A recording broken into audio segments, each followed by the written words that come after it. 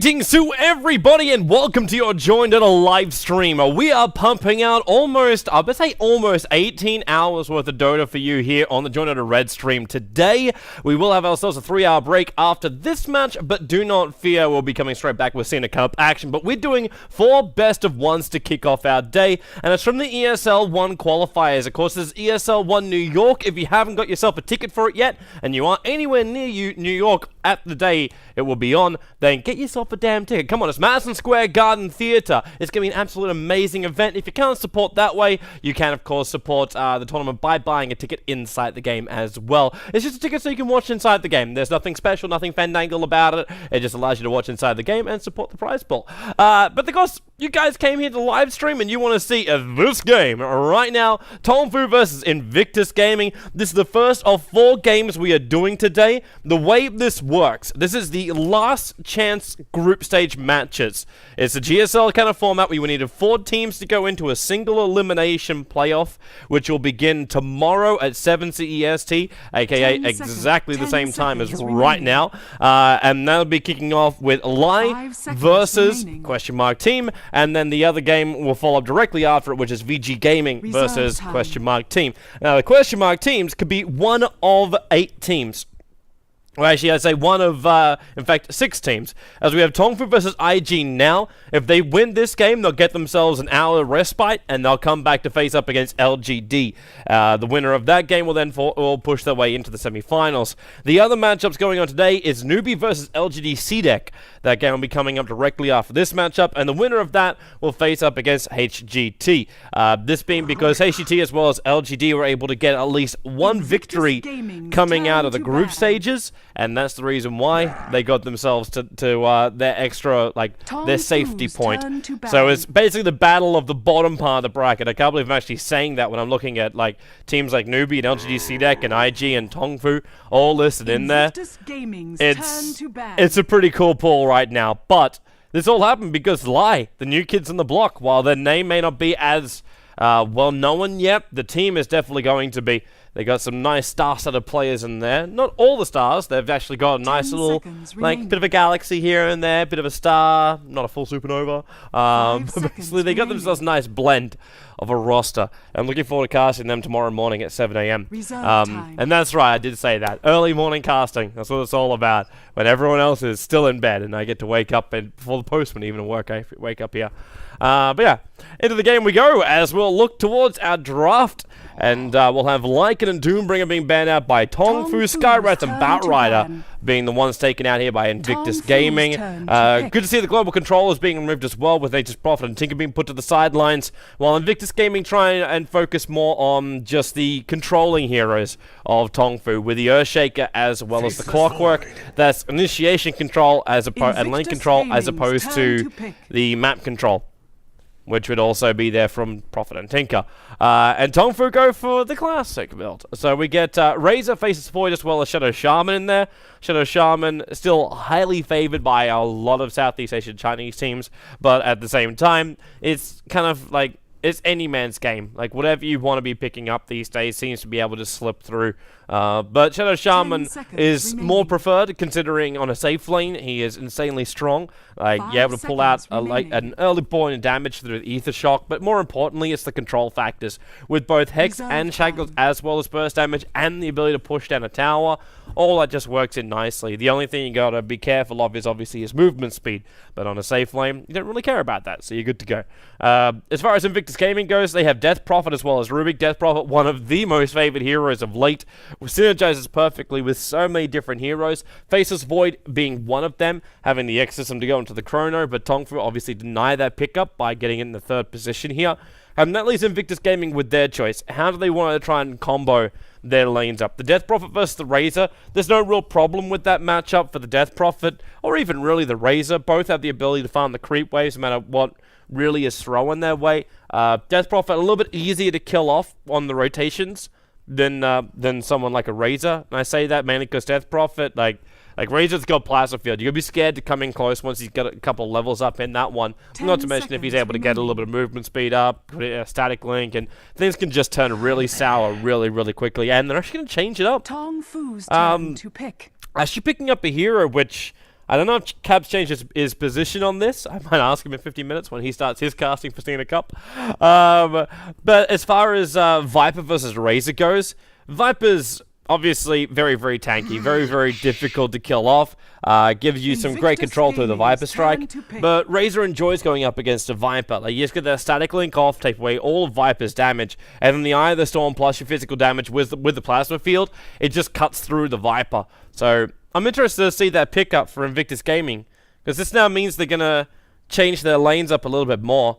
I'm interested to see what Ferrari's going to play in this matchup, because I was wondering if we'd be seeing him grab that classic Ember Spirit of his. He plays it in the mid solo, but in this scenario, it would have had to be something like a safe lane hero.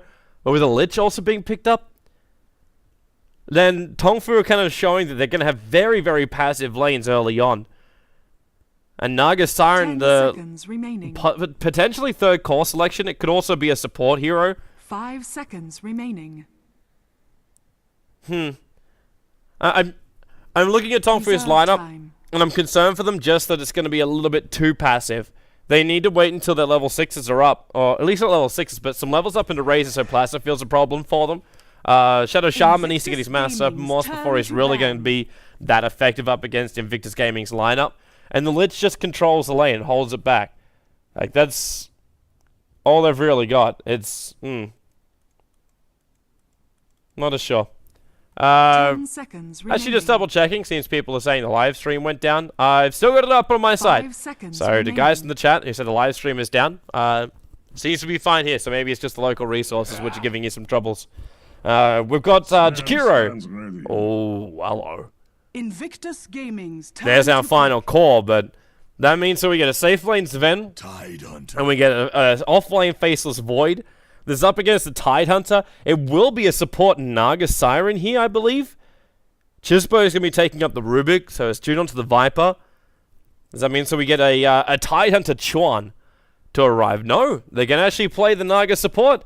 They're taking a leaf out of Solo's book here. I say Solo's book. Naga support's been around for a very long time. Alright, do we have our little lag problems today? For battle. Little bumpy. Little bumpy coming out. We'll do it once. We do it once. This is our routine here at Join Dota. If the server doesn't work straight away, we just jump to Dota TV. This is this is the only way we can deal with China. Like, with VPNs and everything else set up, it doesn't really seem to make that much of a difference. So, one disconnection back out again. Okay, so a Naga Siren support. Now, I'm interested to see how effective it's going to be inside the jungle. Because that's actually, they're going to try and run an aggro tri-lane with this.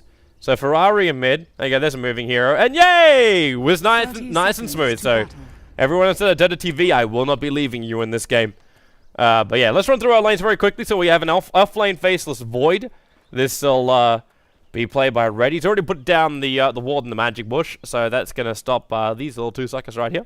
But it's not going to really matter. Luo is already down here as a Tidehunter, and he wanted to go one-on-one with the Faceless Void. That's the reason why the Tide was the last pickup. And TongFu, well, they're willingly going into this, but at the same time, they've got an ace up their sleeve. And that's the fact that the Lich will be able to hold and control this bottom lane quite nicely. If he stays here, however, that's a whole different kettle. Sacrifice? He's waiting. No, he's not. He just, for some reason, wanted to hold on to it for an extra couple of seconds. But I thought he was going to wait so he could split the experience with the Faceless Void. So we'll just have our Tide disconnect out. So middle lane will be U9. He'll be the Eraser in this matchup, going up against Ferrari's Death Prophet.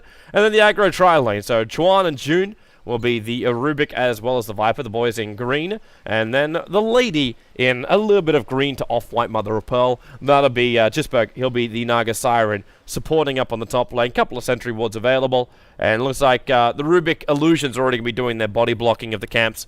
Kabu, they could level up Ether Shock and get rid of this thing. But at the same time, the only camp that's really mattering for him is this one right here. If he's able to get the pull on that and get the lane control throttled, then TongFu should be able to stand on this top lane.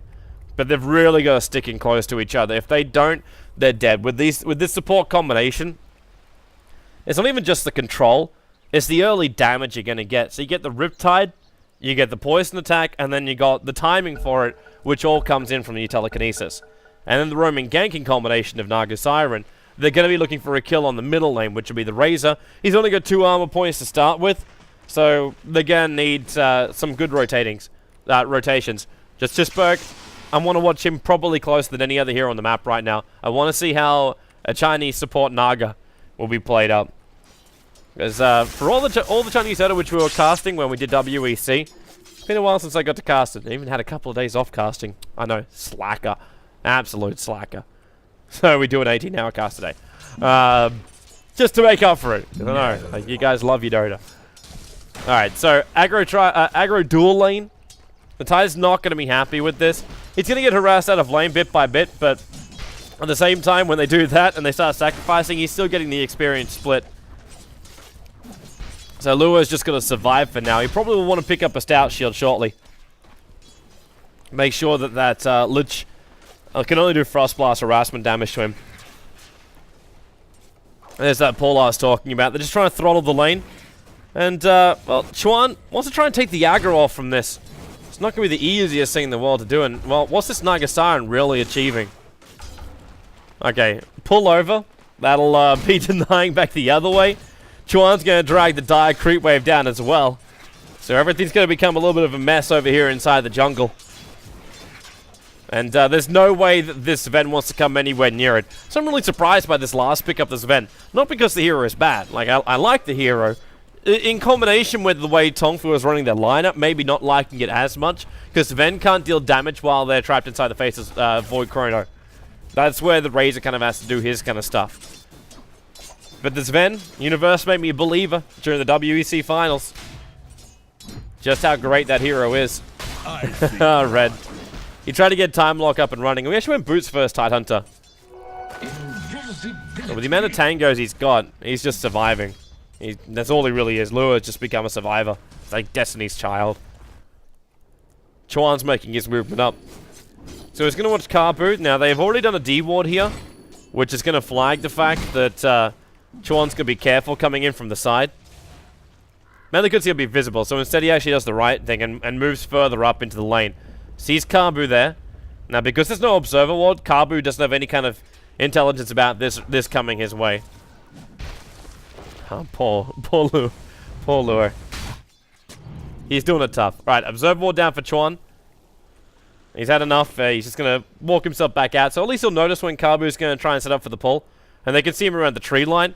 So if Chuan wants to pick up, yeah, he's just out of range. And now Carbu walks back into range. Pick him up, throw him down, Riptide, ensnare. This will hold Carbu in position. They only needed an inch and they managed to take it. There's your attack coming in from the Viper. So June, not only does he come at the last moment to steal the glory, he'll take the first blood. And that's some really good money coming in his way. He also went for the Ring of Aquila this early on. Really helps you with the aggressive lanes. I know Wagamama, for those out there who's been watching his broadcast as well, he's a big believer in the early Ring of Aquila. And this kind of position, it really does help out. So if they want to keep forcing the lanes, they can do so. For now, they're just happy with the throttling of the lane. And the buff up coming to the support heroes, which are on this top lane as well. Because they don't want to push the lane out. Now he's actually going to turn it on. Interesting. He's been holding it off, so with the catapult here, maybe they're just trying to keep the catapult alive. So they can push into the tower. It's going to make some real problems for this event. Still not seeing this rotation. The smoke's been on Chisberg for a while. And Chuan, he's got his level 3, so if he wants to, he can actually skill up his second point up in Fate Bolt, and they'll get the bonus damage from this. It looks like they're going to try and set dominance over this Sven. Now, Sven did something really unusual. He's pulled the creep wave up, while the Radiant creep wave was pushing in. Now, one range creep has taken aggro. He looks like Ty's in a little bit of trouble on bottom lane, so he'll go down. But his top lane, where they're just diving under the tower for the Sven, but Sven allowed it to happen because he pulled the creep wave over, and with the Radiant creep wave there, IG basically had a free ticket to walk past that tower. All they had to do was just not have the aggro. Now, the Tide dies behind his T1 tower, so he did everything he potentially could to live. And that's probably just Lure getting a little too close to try and leech out the experience. But it's still 2-1. So Sven goes to the sidelines. And this Shadow Shaman is now, well, on the bottom lane setting the traps. The IG can easily rotate now, and they should. The Naga as well as the Rubik won't stay there anymore. The Viper is going to be perfectly alright on this off lane. He's getting pretty damn close towards his mech too. But there's that smoke gank from Chuan as well as Chisberg. And this Ven, he's going to be the man caught out. He goes down the hill as well, which will allow the rest of IG to come in really, really close. Ferrari, Stormbolt's on the way, Kabu's here, but in comes the cavalry. U9 turning on the Oldman, Kabu being picked up, throwing down the Riptide damage with the bonus attack from the Rubik. Gets the kill, and Ferrari was able to run himself up the river and away. And TongFu don't really know who exactly they're initiating on here. They brought in this Ven, Razor turned on the ulti, the Lich TP'd at the last moment, and the Shadow Shaman got caught behind. They had two heroes that got themselves down to the river positions, and this poor Shaman got snapped up here by the Rubik as well as the Naga. So he could never be part of the engagement. And he kind of needed to be as well. It was his control they required in order to control up Ferrari. And they were just unable to get it.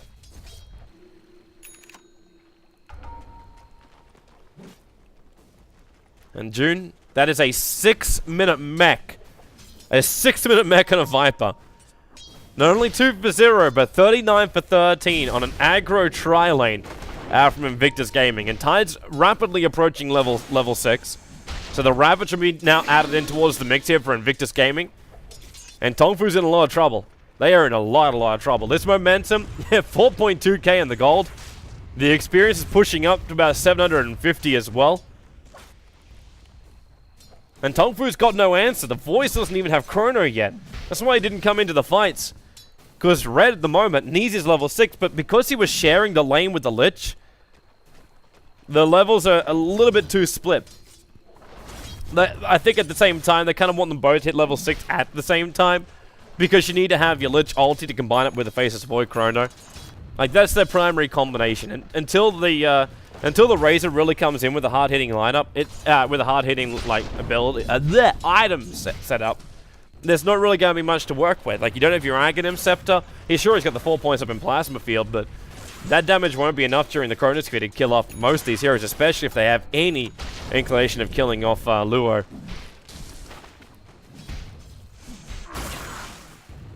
So for now, TongFu, well, they're backing themselves up. Sven, he's got nothing. This hero has really achieved nothing. And it's all or nothing, too, in this game. Like, this is the second chances. You don't get a third. Second chance games in the group stage.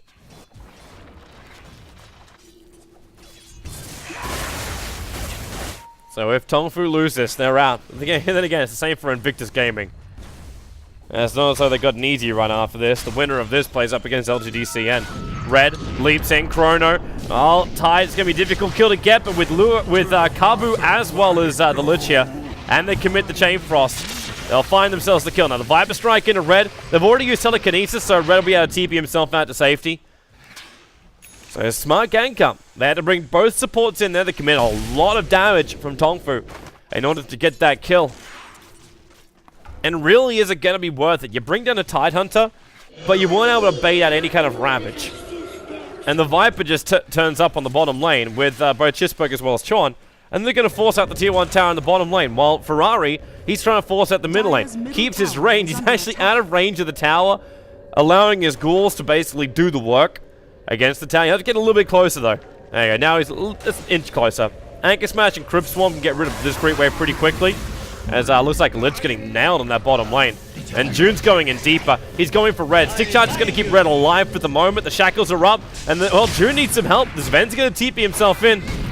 And June has no escape from this. Even with the mech, now Chuan, well, he doesn't have mana for a telekinesis. He's got Fade Bolt. And need a little bit more damage to go into this Ven. Just some basic right clicks. Won't be enough. Especially when there's only one of them coming out from Chuan. It's like Chisberg as well as Chuan just left June for dead. Thinking there was no way to save him in that scenario. Dire's top tower is under attack. And now in middle lane, Death Prophet. Well, she got that tier 1 tower pretty low, 223. But when then Ferrari backed up, what's he building into as well? Because he's got Phase Boots as well as having an L Talisman, but he's also got Gloves of Haste on himself. I'm fairly certain we won't see the first Malice from Death Prophet. More than likely, we'll be looking at a hand of Midas. If you're feeling so far ahead, maybe just try and power level to level 16 as quickly as you possibly can. But then again, you could just do some easy like stacks, and you're good to go there too. Ferrari's going to come down to join the rest of his teammates. They're going to push not only tier 1 but tier 2 tower. Now you got Ravage up, you got Mech up, you've got a lot of farm already over on June. Now Naga will make a couple of copies of himself. Tidehunter, need to bring him down, bring the Ravage up. It was a good Hex by Shadow Shaman, giving the extra damage required. Ferrari, he does have the ulti available, but June, he's losing all of his damage output right now. They have to get rid of this Razor before he starts killing off the team. And well, they got him. 2 for the price of 2. Crypt Swarm damage. Ferrari's tries to keep his range here. He's got a regeneration rune, which will now trigger. And with the tier 1 tower going down, okay, Ferrari got most of it off anyway. The Lich Ulti will bounce away. Ferrari's now just making this huge buffer. Phase boost of cooldown in 1 second time, and that'll be the death of Kabu. He's got Hexes and Shackles available, but if he turns to Shackle, he knows he's dead. And the Crypt Swarm damage, the Spirits are right behind him, but Ferrari can't keep up with Kabu. Oh, that's a nice steal. Did not use Time Walk since then, he's respawned. Alright, so Chrono now stolen by Chuan. You can talk about that wonderful combination that comes out with Death Prophet Exorcism, as well as Chrono. Well, Chuan's got Chrono. It's only going to last for, well, yeah, the duration of 180 seconds. That's long enough for the Death Prophet to get her ulti off cooldown. But they've got to be careful with this. And the Chrono is actually currently off cooldown. If he wants to throw it, he can. He's going to keep his distance from this Razor. Okay, he's going to throw it. Chuan doesn't really have a lot more to give at the moment. And the Ravage will be committed too. Just out of range of the Lich, but they want the Razor dead. He hit the shock. Not enough from Kabu to get it killed. The Mage Charge goes again. And what did Chuan get this time? He actually stole the Storm Bolt. So they've got their stun initiation, and Naga lets the sleep go. There's not enough mana for Rubik to cast his stun, but at the same time, Ferrari's lining up. Kabu, well, I mean, Sven getting silenced up after he threw the Storm Bolt anyway. But Invictus Gaming is just picking off TongFu. They're taking now 3 tier 1 towers. This Viper's only died once. Luo's died 3 times, but he's the bulk of the kills of TongFu. And every time, it was actually a good focus by TongFu. They wanted to remove the Ravage from the engagement, and they did it every single time. Until that moment there in the mid, but that was just full commitment to kill off the Razor. And Ferrari now, it is the hand of Midas build coming up from him. He's already got 1,600 gold. And about to be increased a little bit higher with this mid tower. Attempted denial by the Razor, but he's gushed up. The Chrono will go again, but Ferrari's ulti is still up. Luo, not enough life points to stay alive, but then again, TongFu, they won't have enough either. They'll lose the Lich. June's just standing on the front side, and Ferrari's Exorcism is already just doing the chip damage required and giving June that last little open to get the last hits out. Ferrari, well, he won't get that kill. Actually, he will. I thought Chuan was going to kill Secure with the Fate Bolt. The 4 heroes down for TongFu. Dire's middle tower is under attack. So we're 13 minutes here into our best of 1.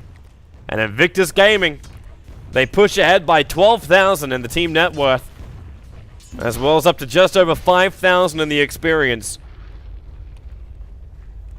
And they're getting more and more. Yule Scepter on the way for the Death Prophet. In fact, full Yule Scepter actually done for the Death Prophet. Just got to get that Void Stone back to base and he'll fly it out. So Ferrari for 13 minutes in's already hit an 8.1k net worth. What is his goal? His goal per minute sitting up at 558. Not too shabby at all. Now June, red, leap, doesn't have Chrono, just gonna look for some time lock control. June, he's gonna, well, trigger the mech. No, he can't. They hold him there, but that's an Eye of the Storm committal. There's nothing more than Eye of the Storm, so it's not as bad, but it means pushing this bottom lane is gonna be very, very difficult. 5 seconds until Ravage is back off cooldown. They do need the Viper to fight, but he has a buyback available as well. Doesn't want to risk it because he was already building into the Aghanim Scepter. So if the rest of IG can hold him back, he'd love it. How's that ulti of Ferrari looking? 3 seconds. Yule Scepter there as well. Kami's going to commit the mass up more, so they might just buy back the Viper here and just win the fight once and for all. In comes Luo. Ravage will go. Hits on 4 heroes. Gush and Anchor Smash, and the follow-up times by Ferrari. Catching out 3. The Storm Bolt coming out from Chuan. Now he's on Frost Blast, and they catch out the Lich into the corner. The TPs, well, it's the Yule Scepter up and towards the air to give a little bit of, I say, protection for Ferrari. It ends up being a 2-hero loss. The buyback didn't have to be used by the Viper. He ended up just coming in after respawn time anyway. And the rest of Invictus Gaming, they got 1 creep to keep alive here, but the Exorcism's wearing off, so there'll be no damage coming from that into the tower. They might just try and force it. Keep that backdoor regeneration off. Let's just back up again 3 seconds time, but he committed his Frost Blast pretty early into that engagement. And now the tier 2 tower in the bottom lane is going to be toast. Kambu comes forward, and now Chisberg tries to capitalize on it. Void jumps in, he gets the Chrono off, and again, Chrono stolen by Chuan. He's going to look for 3 heroes, and he got him as well, actually isolating the Faceless Void, and Sven with the Crypt Swarm flying out. They got more than enough damage to bring not only him down, but also the Faceless Void, throwing the Razor around like a ragdoll with the telekinesis from Chuan, and it's going to be a double kill for Ferrari, double kill for June, and a GG call 15 minutes in. Invictus Gaming, the former champions of ESL 1, which was hosted in Frankfurt, keep their hopes alive to get themselves over to New York City, which is where the next ESL 1 will be taking place, with over $100,000 worth of prize money, and in one of the greatest locations America has to offer, Madison Square Garden. It's going to be in the theater of Madison Square Garden, so make sure you get yourself a ticket if you're over in New York. I will see you there live, and you'll also have your casting team announced sometime soon, so keep your eyes peeled for all those details. For now, we'll be having ourselves a break, and we'll be coming back here in a couple moments' time. It is only, only half an hour into today's schedule, but our next game's coming up, and that will be LGD Citic going up against Newbie. So grab yourself a beverage, we'll be back here in probably about 20 minutes' time, and we'll continue our action for the ESL 1 New York China Qualifiers.